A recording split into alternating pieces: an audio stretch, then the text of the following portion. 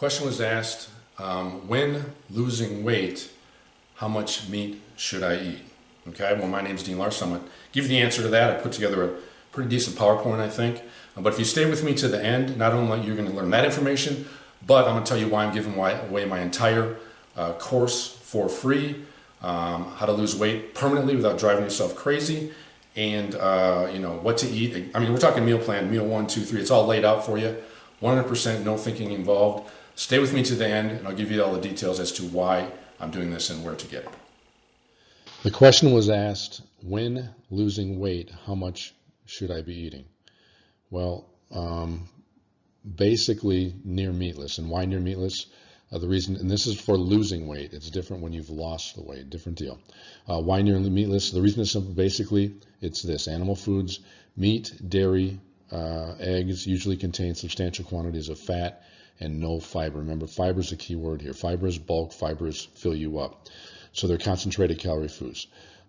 They pack a lot of calories in a small volume. That, of course, makes them easy to overeat. On the other hand, plant foods are generally low in fat and high in fiber. And as we've seen, that combination is what keeps you lean. So let's take a look at some meat-based and non-meat-based meals and see how they stack up.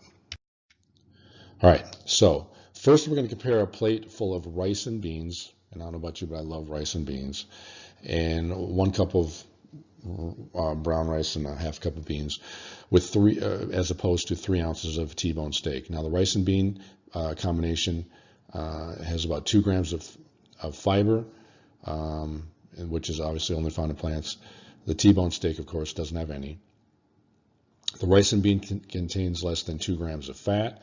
There's a 31.5 grams just in the T-bone steak. The fat content explains why the volume is so much greater in the rice and beans. A plate full of rice and beans fills your stomach. 3 ounces of T-bone steak leaves you wanting more. 3 ounces, by the way, is the size of a smaller person's fist.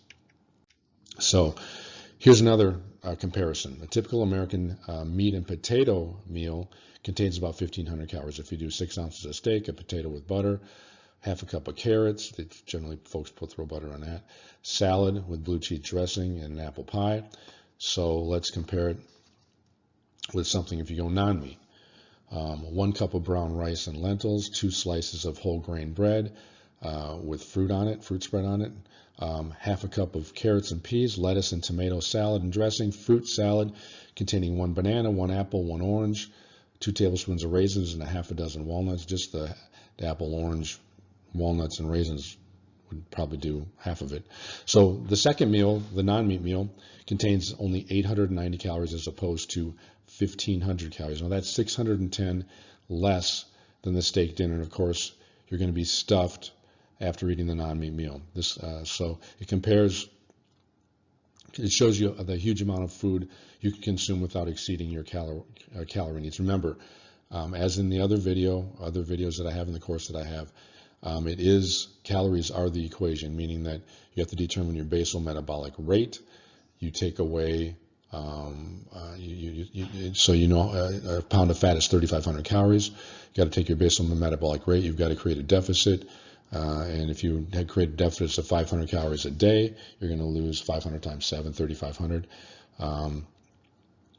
You're going to lose a pound of fat a week. Now, people say, a pound of fat. Well, a pound of fat, yes, but you're going to lose water weight. You're going to lose a bunch of garbage as well. Go throw a pound of hamburger on the table and see what it looks like. It's quite a lot. But you got to be careful. Just because it's non-meat, it doesn't mean it's low calorie. Fat is the fattening rule. The fat is fattening rule still applies. So if you gorge yourself on nuts and seeds, raw almonds contain almost 77 grams of fat and 849 calories. Dried sunflower seeds, 69 grams of fat and 812 calories. So you're going to get fat. So, but I'm going to teach you all that. Don't sweat it one bit. And fiber still counts. For example, vegetable oil says no cholesterol, but they don't mention that it's also fiber-free. Actually, it's pure fat. If you take 1 tablespoon of corn oil and you get 126 calories, by comparison, you could eat a whole cup of corn itself with all the fiber in bulk and get approximately the same number of calories. So you see, eating the non-meat non-meat slash non-processed is the way to go, but non-meat does not always guarantee leanness. So if the foods are processed or naturally contain a lot of fat, you still have to eat smart. Otherwise, you're going to won't lose that fat. Diseases caused by our Western diet, our rich Western diet. And all of these diseases, I mean, you can read through them, but diet is a primary causative factor in all the above diseases, and it's very controllable. Heredity is also a primary factor, but it's not under our control. Smoking, alcohol, lack of exercise, and stress are secondary factors, which are controllable as well. So what a primary factor is, that must be present for a disease to develop. A secondary factor aggravates the disease process and accelerates the development of the disease. So diet and lifestyle changes are the most effective treatment for chronic forms of diseases that we've listed up above, and it surpasses any results of any drug or surgical therapy. And according to scientific and medical literature, that is true as well. You change the diet, you hear it all the time. People change their diet and their diseases go away.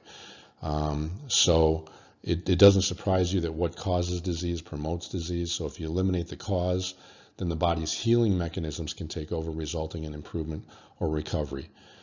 So the effect of diet on cancer, we can't say it's determined, but and not in all cases. But of course, if you cut out what's causing the disease, it can go away. All right. So now, the red meat myth, I guess we would call this, is that I can lower my cholesterol by eating chicken and fish instead of beef and pork. Well, the fact is that virtually all animal foods we eat contain exceedingly high levels of cholesterol. In the popular notion of what causes heart disease, red meat kind of gets a raw deal. But if you consider the same size, 3.5 ounce portion of the following foods, surprisingly, cholesterol-wise, beef and chicken are right at the top of the line. Now, of course, the rest are right in there. Turkey even is at 82. Fish, trout is at 73. So, but plant food has no cholesterol. So by the time we're 30 years of age, most Americans already are suffering some serious effects from overconsumption of animal products and refined foods. Many Americans never really reach their 50s and 60s. Diet, these diseases that cause death that mentioned earlier. Now, the reason Americans are now eating less red meat is that it's high in fat and cholesterol content. So meat not only makes you fat, but most experts agree that fat and cholesterol cause damage to the arteries and increase the risk of heart attack and other cardiovascular problems. Now, the dangers can be minimized by eating meat in small quantities, sticking to leaner cuts, using red meat or meat in general as more of a flavoring agent. It's true that red meat makes food taste better, so a few ounces of beef can turn, a bland, a vegetable dish or any type of dish into a feast. Really add a little bit of meat. So let's just use meat in the proper fashion. Now, having said that, when I lose weight, or when I want to lose weight, or when I suggest someone needs to lose weight, or they ask me how to lose weight, we generally do not eat meat, and you'll understand why. You got to take out all the variables in your diet, and it'll make a bunch of difference. Now, you lose that weight, it all changes. I mean, you can losing weight is way different than trying to maintain weight loss. So believe it or not, fat accounts for more than 70% of the calories in choice sirloin, ordinary hamburger, and processed meat and sausage. Fat accounts for 40% of the calories in leaner cuts of meat, such as the flank, the roast, and some sirloin tips. Less fat, of course, means less calories. That's why if you do absolutely have to use meat in your diet, use lean meats, lean ground beef. 2 ounces will give you 100 calories. So it's about 50 calories less, or 1/3 less than regular ground beef. Now, do I eat meat? Yes. And I want to stress that I do eat meat, but I don't eat meat when I want to, because I don't need to lose weight anymore. Like I keep stressing, losing weight and staying lean after losing weight are entirely two different things. That's why it is so, losing weight is so particular, I'm not going to call it, yeah, it's scientific. It's down to the nth degree losing weight. However, once you've lost the weight, it is so easy to keep the weight off. A simple tactic of just feeling hunger pains once a day, and you won't get fat. So yes, I do eat meat, but if I ever wanted to cut weight again, lose fat, not cut weight, I would cut the meat out.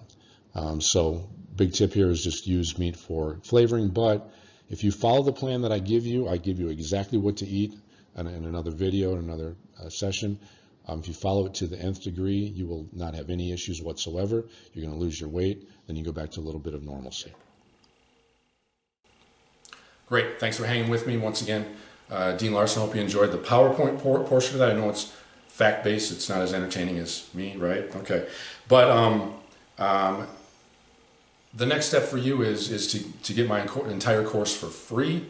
All you have to do is go to howtoeatforweightloss.com or click on the link below, or if you're reading a blog, it's down at the bottom of the blog. But that is where I'm going to take you. It's 100% free, exactly what to eat every day, where to get the nutritional products. The cost per day is less than what you're spending already, guarantee it. Exactly when to eat it, how to prepare it in 20 minutes or less per day. The grocery list, my entire course, videos and downloadable PDF that you'll get, and your questions answered either individually and or through group sessions. But most importantly, I'm going to show you how to obtain your dream body without driving yourself crazy. Congratulations, and hope to see you on the other side.